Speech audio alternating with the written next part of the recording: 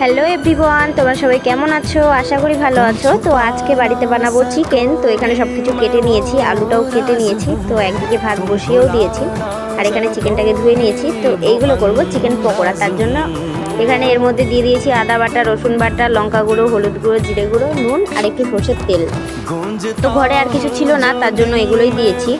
তো এই যে ভালো করে এটা ম্যারিনেট করে নিতে হবে। ভালো করে ম্যারিনেট করে এই যে ভালো করে ম্যারিনেট করা হয়েও গেছে। তো কড়ার মধ্যে আমি তেল গরম করতে দিয়ে দিয়েছি, এই যে দিয়ে দিয়েছি। তো এই যে এখানে চিকেনটাকে ভালো করে ম্যারিনেট করে নিয়েছি, আলুগুলোকেও ভাজতে দিয়ে দিয়েছি। তো এই যে আমার চিকেন পকোড়া রেডি। তো এখানে ভাতটা ফুটছে। তো চলো তোমাদের সঙ্গে শেয়ার করি আমি কি কি দিয়েছি। মাংস ম্যারিনেট করেছি কি কি দিয়ে।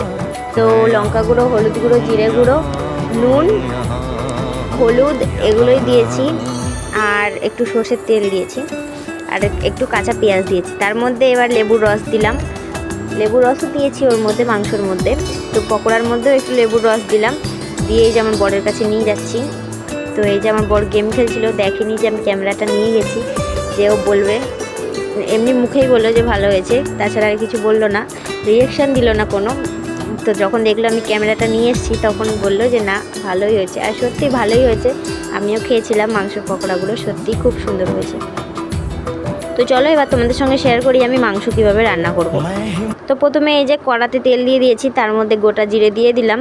তো এবার এই পেঁয়াজগুলোকে দিয়ে দেবো। তো পেঁয়াজগুলো হালকা ভাজা ভাজা হয়ে গেলে তার মধ্যে দিয়ে দেবো রসুন বাটা। তো চলো এবার পেঁয়াজগুলোকে একটু ভেজে নিই হালকা। আর পেঁয়াজগুলোকে ভাজতে ভাজতে চলো তোমাদের সঙ্গে বলি যে আমি চিকেন পকোড়াগুলো ভেজেছিলাম সাদা তেলে, তার জন্য তরকারিটাও হালকা সাদা হয়েছিল। সর্ষের তেল দিয়েছিলাম, পরে দিয়েছিলাম। তো তরকারিটা মানে তেলটা না পুরো কালো কালো হয়ে গেছিলো চিকেন পকোড়ার ইয়েগুলো, তার জন্য হালকা হালকা কালো কালো হয়ে গেছিলো। তো এই যে পেঁয়াজগুলোকে ভেজে নিয়েছি আমি, ভেজে নিয়ে এর মধ্যে এবার রসুন বাটাটা দিয়ে দেবো। তো এই যে আমি রসুন বাটাটা দিয়ে দিচ্ছি। তো এইটাকে রসুন বাটাটাকে দিয়ে একটু কষিয়ে, একটু কষাতে হবে। তো একটু কষিয়ে তার মধ্যে দিয়ে দেব হচ্ছে টমেটো আর কাঁচা লঙ্কাটা। তোমরা কিন্তু অবশ্যই শেয়ার করবে যে তোমরা কিভাবে মাংস রান্না করো। তো এই যে আমার বর না মাঝে মাঝে আসছিলো, এসে আমাকে পকোড়া খাইয়ে দিচ্ছিল।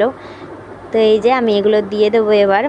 তো তারপরে আমার ছেলে কাজ ছিল বলে আমি চলে এসেছিলাম ঘরে। তারপরে এই যে চিকেনটাকে কষানো হয়েও গেছে, আমার মা এটা কষাচ্ছিল। তো আর কিছু দেয়নি ওর মধ্যে। তো এই যে চিকেনটা জল দিয়ে দিয়েছি এবার আমি।